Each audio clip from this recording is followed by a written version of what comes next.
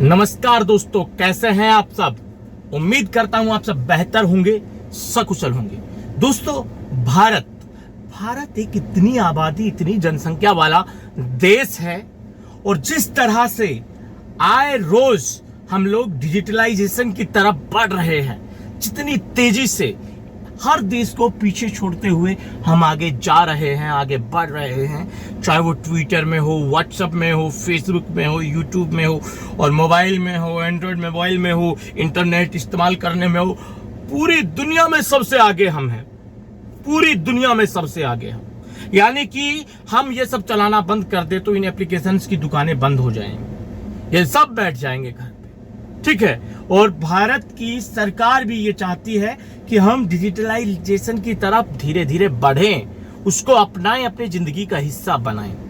पर आप यकीन नहीं करेंगे, जब सरकार इन प्लेटफॉर्म पर सुरक्षित नहीं है तो हम और आप कैसे सुरक्षित हो सकते हैं। इसीलिए हम और आपको ज्यादा चौकन्ना रहने की जरूरत पड़ती है। दोस्तों, अभी 1-2 दिन पहले की बात है, देश की जो सरकार है, भारत सरकार यानी कि मोदी जी की जो सरकार है, जो पार्टी है उनकी भाजपा, उनके प्रेसिडेंट हैं, यानी कि देश की सरकार की जो पार्टी है उसके जो मालिक हैं, यानी कि उसके जो माई बाप हैं, जेपी नड्डा जी। उनको तो आप जानते ही होंगे। जेपी नड्डा जी हमारे मतलब कि जो प्रधानमंत्री जी की जो पार्टी है उसके राष्ट्रीय अध्यक्ष है, यानी कि पूरी दुनिया की, विश्व की सबसे बड़ी पार्टी के राष्ट्रीय अध्यक्ष होने का खिताब इनके पास है। और इनके साथ 1-2 दिन पहले ऐसी घटना हुई है जो मतलब जिसे सुनकर आप समझोगे कि यार, जब ये सुरक्षित नहीं है तो हमारा क्या होगा। नड्डा जी का ट्विटर अकाउंट हो गया हैक। समझते हो दोस्तों, जैसा आप कहते हो कि यार मेरा हैक हो गया, नड्डा जी का ट्विटर अकाउंट हो गया हैक। हैक करने वाले ने यूक्रेन के पक्ष में नड्डा जी के ट्विटर अकाउंट से यूक्रेन की मदद करने के लिए और रूस के बारे में कुछ ट्वीट्स किए लगातार, एक के बाद एक। उसके बाद सरकारी एजेंसियां एकदम से, सर की प्राइवेट जो इनको सेफ्टी, जो साइबर सुरक्षा वाले इनके होंगे प्राइवेट, इनको तो भाई मुहैया करवाते ही होंगे। हम आम लोगों की तरह थोड़ी ना है कि हैक हो गया तो वो साला दोबारा जिंदगी में हमको मिलता ही नहीं है। बट सर को इनका अकाउंट दोबारा रिकवर करके थोड़ी देर में दे दिया गया। पर नड्डा जी, जो पूरी दुनिया की सबसे बड़ी पार्टी के राष्ट्रीय अध्यक्ष हैं, उनका ट्विटर अकाउंट हैक हो गया। दोस्तों, ऐसा कोई पहली बार नहीं हुआ है, इससे पहले भी हमने कई बार देखा है। इतनी बड़े लोगों का ट्विटर अकाउंट अक्सर हैक हो कैसे जाता है। दोस्तों, ये सब है हमारे साइबर सुरक्षा के लूपहोल्स। जब देश की सरकार के बड़े ओहदों पर बैठे हुए व्यक्ति ही इस तरह की साइबर से मतलब क्राइम से सुरक्षित नहीं हैं, तो हम और आप कैसे सुरक्षित हो सकते हैं। इसीलिए मैं कहता हूं, हमेशा अपनी सिक्योरिटी को जितना प्राइवेट रख सके उतना प्राइवेट रखिए, जितनी हाई सिक्योरिटी मेंटेन आप कर सके अपने सोशल मीडिया प्लेटफॉर्म्स पर। मतलब 2 स्टेप वेरिफिकेशन हमेशा लगाना चाहिए हर किसी भाई।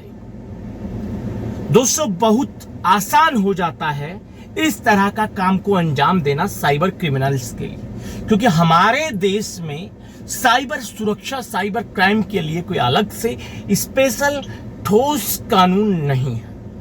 हमारे पास वही कानून है पुराने, जिनको तोड़ मरोड़ कर साइबर क्राइम के लिए मतलब उनके ऊपर लागू कर दिए गए। साइबर क्राइम क्रिमिनल्स को जो सजा मिलनी चाहिए, जो उनके मन में एक अंदर खौफ बैठना चाहिए, इस तरह का कानून भारत के आईपीसी में है ही नहीं।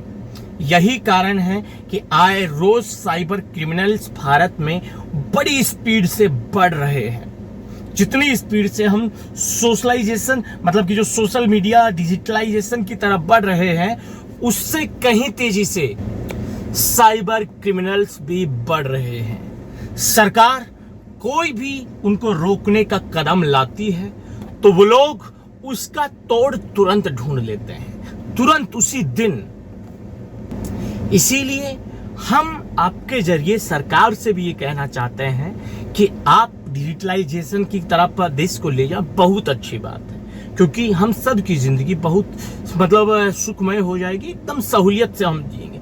बट उसके लिए आपको एक ऐसी सुरक्षा प्रणाली तैयार करनी चाहिए जहां कोई भी इंसान सोशल मीडिया डिजिटलाइजेशन में जुड़ना चाहे, अपने आप को उस विचारधारा की तरफ उस वे में जोड़ना चाहे, तो वो अपने आप को सुरक्षित महसूस करे। इसके लिए आपको उनको सुरक्षा का एहसास करवाना होगा, और एहसास करवाने के लिए आपने उदाहरण देने होंगे हम आम लोगों के सामने कि किसी के साथ किसी साइबर क्रिमिनल ने ये किया था और उसको सरकार ने, हमारे कानून ने 24 घंटे के अंदर पकड़ लिया, जिसका जो नुकसान हुआ था उसकी भरपाई करवाई गई और अब वो जेल की सलाखों के पीछे है। इस तरह का भरोसा जब तक आम नागरिक को नहीं मिलता है, उनके मन में साइबर डर बना रहेगा, उसे आपके जागरूकता अभियान दूर नहीं कर सकते। हाँ, आपके जागरूकता अभियान बिल्कुल सही है लोगों को अवेयर करने के लिए, जो सरकार चलाती रहती है बीच बीच में, और वो अच्छी बात है। लोगों को जितना अवेयर हम कर सके वो अच्छा है। बट लोग सिखाने से ज्यादा जो देखते हैं उसमें विश्वास करते हैं। ठीक है, आप जब क्रिमिनल्स पर कार्रवाई करोगे और वो खबरें जब सामने आएंगी, तब लोगों में विश्वास बढ़ेगा और तब लोग डिजिटलाइजेशन के इस मुहिम में बढ़ चढ़ के हिस्सा लेंगे। अन्यथा लोग आएंगे, डर डर के इस्तेमाल करेंगे, और डर डर के इस्तेमाल जब तक लोग करेंगे, उनके डर का फायदा भी साइबर क्रिमिनल्स करेंगे, उनको ब्लैकमेल करने के लिए। उनको तरह तरह के तरीकों से डराएंगे, उनके डर का फायदा उठाकर उनसे पैसा ऐंठने की वो कोशिश करेंगे।